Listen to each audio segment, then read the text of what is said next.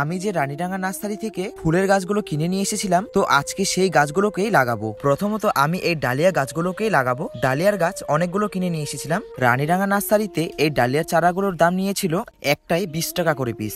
অনেকেই কিন্তু ভাবে যে গাছ লাগানো অনেক সহজ, ফুল বাগান বা অনেকেই কিন্তু ফুলের গাছ লাগিয়ে থাকে। ফুলের গাছ লাগালে হয় না, তাদের অনেক যত্ন নিতে হয়। যারা ফুলের গাছ বা সবজি করে থাকে তারাই বুঝবে। এই ডালিয়া গাছগুলোকে লাগানোর সময় আমি প্রথমত এই সারগুলোকে একটু মাটিতে মিক্স করে লাগিয়ে দিই।